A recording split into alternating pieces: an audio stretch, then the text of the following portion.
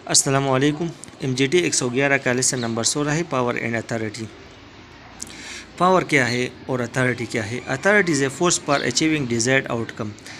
मतलूबा output, मतलूबा नताइज हासिल करने के लिए जो फोर्स इस्तेमाल किया जाता है उसको अथॉरिटी कहते हैं। ऑर्गेनाइजेशन में जब हम अथॉरिटी की बात करते हैं तो ये लेजिटिमेट अथॉरिटी होता है, क्योंकि ऑर्गेनाइजेशन में अथॉरिटी पोजीशन की वजह से एक शख्स को हासिल होता है। जितना जो शख्स टॉप पे होगा उतना उसके पास ज़्यादा अथॉरिटी होगा। So formal hierarchy and reporting relationship prescribe authority. जैसा कि मैंने आपको बताया कि जो शख्स जितना टॉप पे होगा उतना उसके पास ज़्यादा अथॉरिटी होगा। अथॉरिटी ऑर्गेनाइजेशनल पोजीशन की वजह से एक शख्स को हासिल होता है।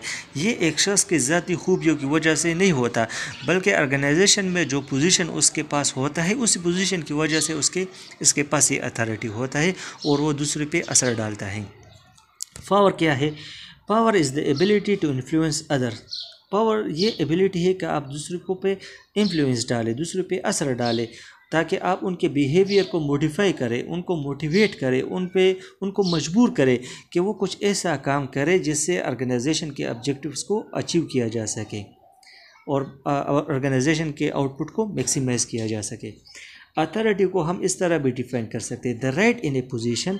एक शख्स के पास ये राइट होना उसकी पोजीशन की वजह से कि वो अपने डिस्क्रिशन को, अपने जजमेंट को एक्सरसाइज करे और एक ऐसा फैसला करे जो दूसरों पे इन्फ्लुएंस डाले, और दूसरा एक ऐसा काम करे जिससे ऑर्गेनाइजेशन को फ़ायदा मिले, जिससे ऑर्गेनाइजेशन का आउटपुट मैक्सिमाइज हो।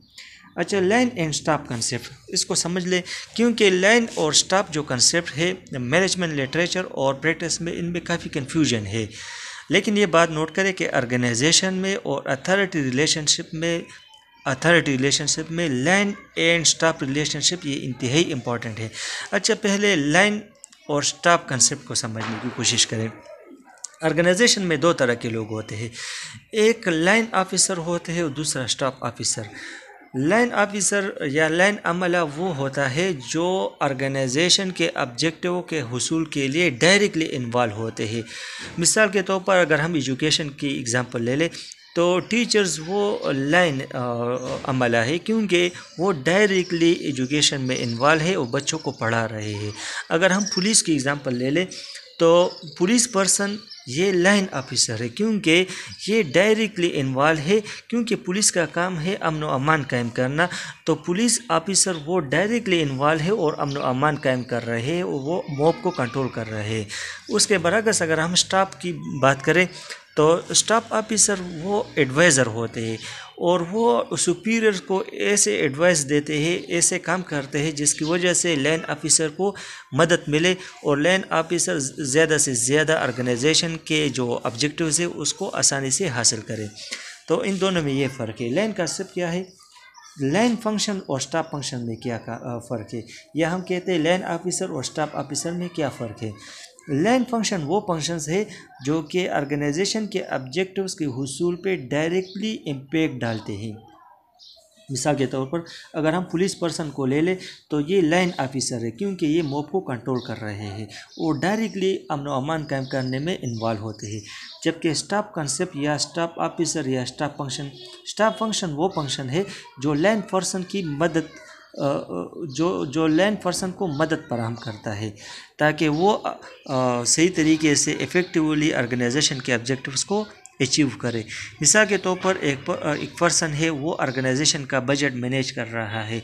तो अब ये देख ले कि अगर हम पुलिस की बात कर रहे तो पुलिस का काम, बुनियादी काम ये है कि वो अमन व अमान कायम करे, लेकिन उसी ऑर्गेनाइजेशन में एक क्लर्क है वो बजट तैयार कर रहा है।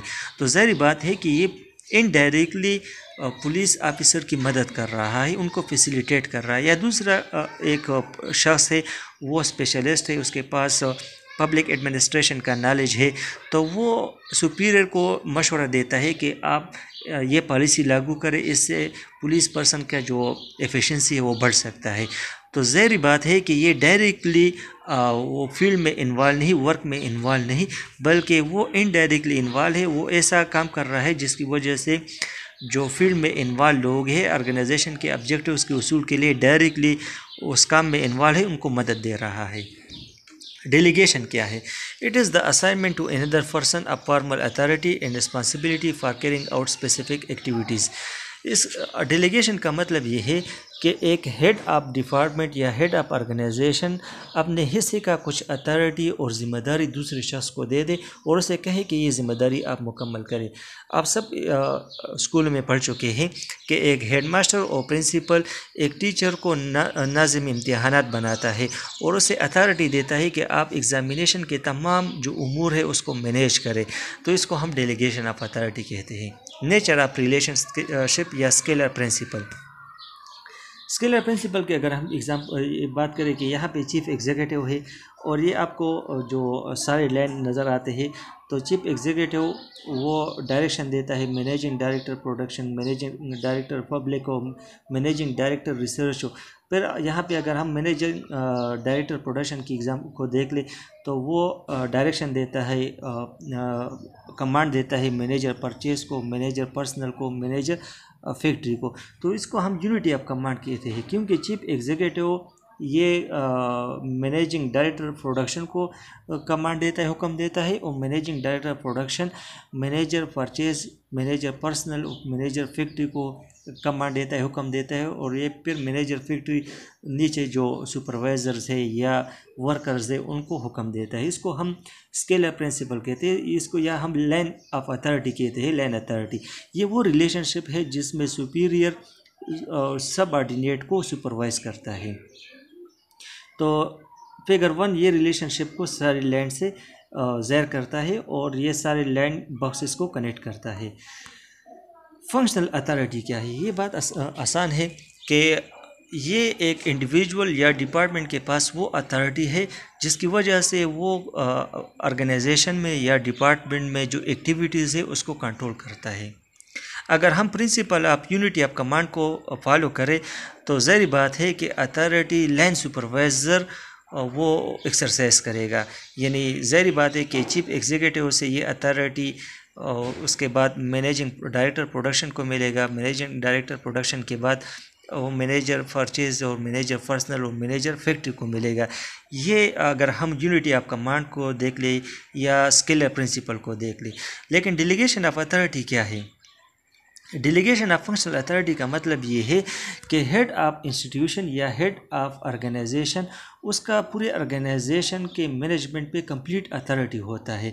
बाज़ औक़ात वो ऐसा करता है कि वो कुछ अथॉरिटी स्टाफ को दे दे, जूनियर को देता है कि आप इस रिस्पॉन्सिबिलिटी को कबूल करें और मैं अपने हिस्से का कुछ अथॉरिटी आपको देता हूँ, आप इस फंक्शन को कंप्लीट करें।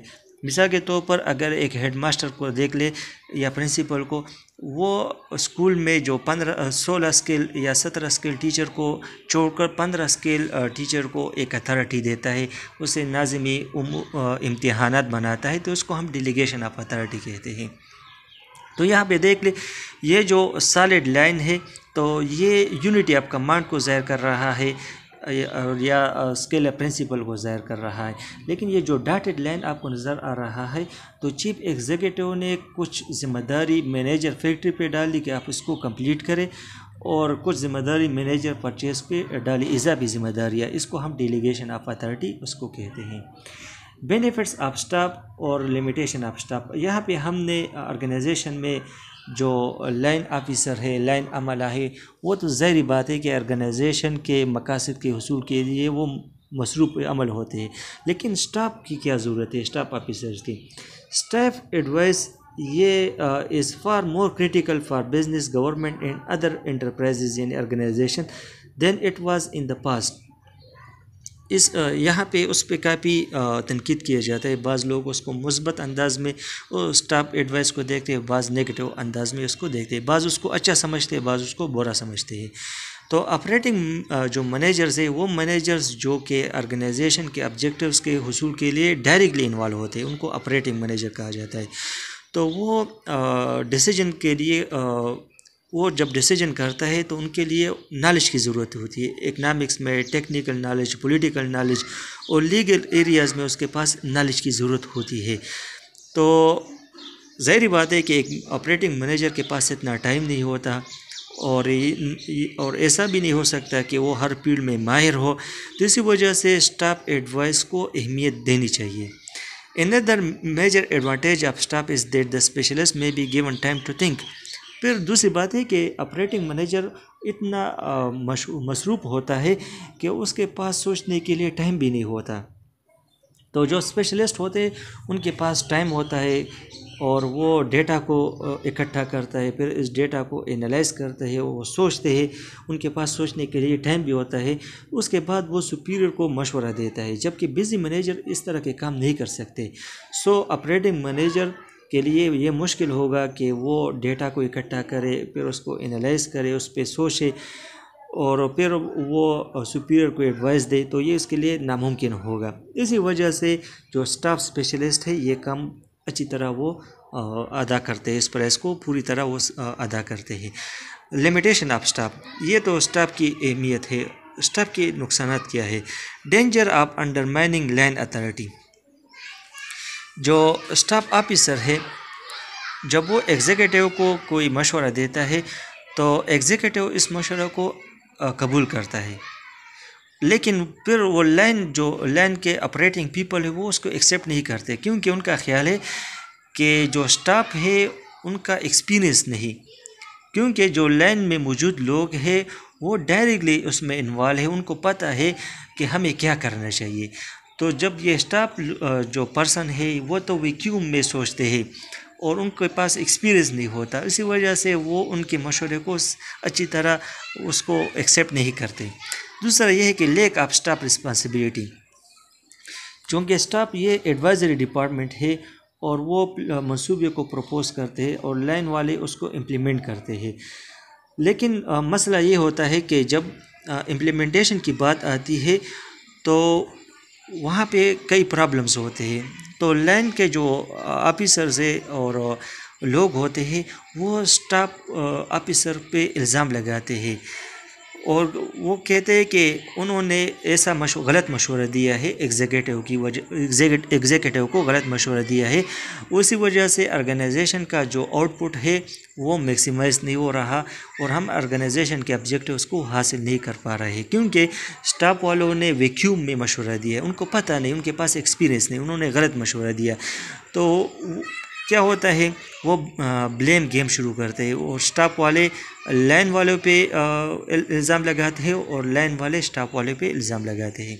अच्छा, थिंकिंग इन वैक्यूम, चूँकि स्टाफ पीपल वो सिर्फ मशवरा देते हैं, रिकमेंडेशन देते हैं और वो इन पॉलिसी को इम्प्लीमेंट नहीं करते, तो जो लाइन वाले हैं वो समझते हैं कि they only advice, so what they advice they are blame for thinking in vacuum, कि वो वैक्यूम में सोच रहे, वो खला में सोच रहे, वो खाम ख्याली कर रहे हैं, उनको पता ही नहीं, उनको हक़ाइक़ का, ज़मीनी हक़ाइक़ का पता नहीं होता, तो इसी वजह से वो उन पे इल्ज़ाम लगाते हैं कि they are thinking in a vacuum.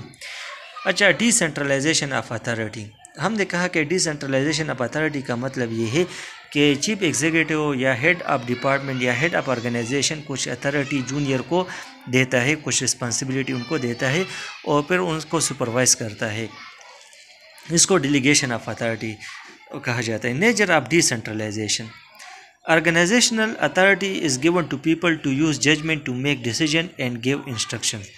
Organisation authority क्या है कि डिसेंट्रलाइजेशन में ऐसा होता है कि जो हेड ऑफ डिपार्टमेंट या हेड ऑफ ऑर्गेनाइजेशन ऐसा करता है कि कुछ जूनियर को, कुछ लोगों को वो ये ताकत देता है, ये अथॉरिटी देता है कि वो अपने जजमेंट को यूज़ करे और बरवक़्त फैसले करे और दीगर जो अमल है उनको इंस्ट्रक्शन दें।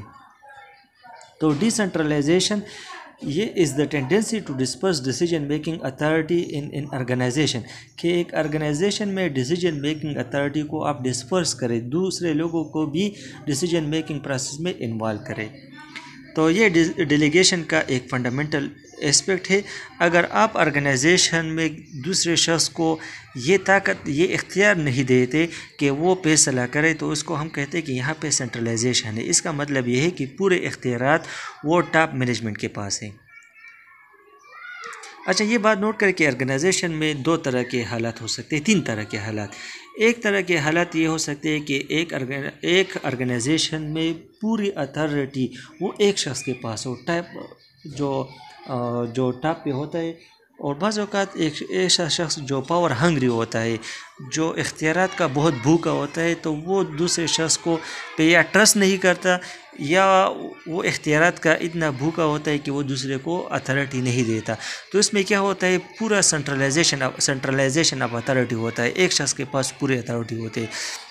दूसरा केस ऐसा होता है कि एक शख्स इतना फ्लेक्सिबल होता है कि वो पूरी अथॉरिटी अपने जूनियर्स को दे देता है, तो वहाँ पे फिर डिसेंट्रलाइजेशन होता है। तो ये दोनों केसेस अच्छे नहीं, बल्कि एक बैलेंस होना चाहिए। ऑर्गेनाइजेशन में जो टॉप मैनेजमेंट है उनके पास अथॉरिटी होना चाहिए, और कुछ अथॉरिटी और ज़िम्मेदारियाँ उसे डेलीगेट करना चाहिए, और फिर जिस शख्स को उसने अथॉरिटी डेलीगेट की है उनसे पूछ गुछ करे, उसका एहतसाब करे, उनसे हिसाब मांगे कि आपने ये ज़िम्मेदारी पूरी की है या नहीं की है। तो यहाँ पे जो कंप्लीट सेंट्रलाइजेशन है, तो इस सूरत में नो ऑर्गेनाइजेशनल स्ट्रक्चर होता है, क्योंकि अगर एक शख्स के पास मुकम्मल तौर पर अथॉरिटी होगा टॉप पे, तो ज़ाहिर बात है कि जो मिडल मैनेजमेंट है उसके पास कुछ अथॉरिटी नहीं होगा, तो फिर ऑर्गेनाइजेशन का वजूद ही नहीं होगा।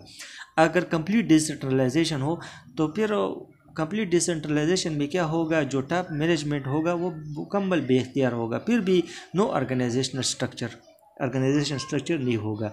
तो ये एक बैलेंस होना चाहिए, कुछ अथॉरिटी डेलीगेट होना चाहिए और कुछ अथॉरिटी नहीं होना चाहिए। डिफरेंट काइंड्स ऑफ सेंट्रलाइजेशन के 3 डिफरेंट टाइप्स है। Number 1, centralization of performance. इससे पहले हमने डिपार्टमेंटलाइजेशन में पढ़ा कि उसमें एक टाइप था डिपार्टमेंटलाइजेशन बाय जियोग्राफी, कि आप टेरिटरी की बुनियाद पे, जियोग्राफी की बुनियाद पे एक ऑर्गेनाइजेशन को मुख्तलिफ डिपार्टमेंट्स में कन्वर्ट करते हैं।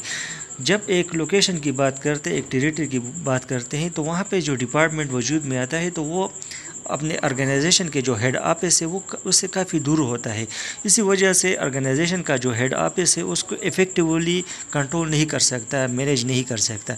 तो इस सूरत में क्या होता है कि उस सिंगल लोकेशन या टेरिटरी में ये डिपार्टमेंट जो काम करता है, मुख्तलिफ़ किस्म एक्टिविटीज़ करता है, उस पर उसका मुकम्मल तौर पर कंट्रोल होता है। तो इसको हम सेंट्रलाइजेशन ऑफ परफॉर्मेंस कहते हैं। दूसरा है डिपार्टमेंटल सेंट्रलाइजेशन, कि एक ऑर्गेनाइजेशन में कुछ स्पेशलाइज एक्टिविटीज़ होती है, और उस स्पेशलाइज एक्टिविटीज़ पे सिर्फ एक डिपार्टमेंट का कंट्रोल होता है, तो इसको हम डिपार्टमेंटल सेंट्रलाइजेशन कहते हैं। मिसाल के तौर पर अगर हम होल प्लांट के मेंटेनेंस को ले लें, और ये सिंगल डिपार्टमेंट उसकी मेंटेनेंस का ज़िम्मेदार हो, उस पर उसकी अथॉरिटी हो, तो हम कहते हैं कि यहाँ पे डिपार्टमेंटल सेंट्रलाइजेशन है। Third, centralization as an aspect of management. It is the tendency to restrict delegation of decision making. A high degree of authority is held at or near the top by manager in the hierarchy. Hierarchy में क्या होता है कि centralization as an aspect of management में क्या होता है कि जो टॉप मैनेजमेंट है वो अथॉरिटी को डेलीगेट नहीं करता। बाज़ औक़ात एक ऑर्गेनाइजेशन के लिए ज़रूरी होता है कि जो टॉप मैनेजमेंट है वो अथॉरिटी को अपने पास रखे, या बाज़ औक़ात एक शख्स होता है और वो बॉस बनना चाहता है, और वो जो पावर हंग्री पर्सन होता है, तो उस सूरत में वो क्या करते हैं, वो दीगर जो जूनियर्स है अमला को वो डेलीगेशन ऑफ अथॉरिटी नहीं करता, उसको अथॉरिटी नहीं सौंपता। तो इसको हम कहते हैं centralisation as an aspect of management. तो ए high degree of authority is held at or near the top by managers in the hierarchy. Hierarchy में जो टॉप मैनेजमेंट है उसके पास ज़्यादा इख्तियारात होते हैं। We have so far cover 4 building blocks of organizing के 4 ब्लॉक्स है। एक डिवीजन ऑफ लेबर्स, यानी आप वर्क को एक्टिविटीज़ में कन्वर्ट करें, इसको हम डिवीजन ऑफ लेबर कहते हैं। दूसरी बात यह है कि आप इन लेबर को और इन एक्टिविटीज़ को कंबाइन करें, इस प्रोसेस को डिपार्टमेंटलाइजेशन कहते हैं। Third, specify who reports to whom, card hierarchy. आप हायरार्की वज़ा करें, यानी ये बात मालूम करें कि ऑर्गेनाइजेशन में सुपीरियर कौन है, टॉप पे कौन है, मिडल मैनेजमेंट कहाँ पे है, कौन है, और बॉटम पे कौन है, कौन सुपीरियर है और कौन सबऑर्डिनेट है। तो specify who reports to whom, कौन किसके सामने जवाबदेह है, यानी हायरार्की स्पेसिफाई करें। थर्ड, कोऑर्डिनेशन होना चाहिए, यानी जो डिपार्टमेंट्स हैं उनके आपस में कोऑर्डिनेशन होना चाहिए। ये 4 उसके बिल्डिंग ब्लॉक्स है एक ऑर्गेनाइजेशन।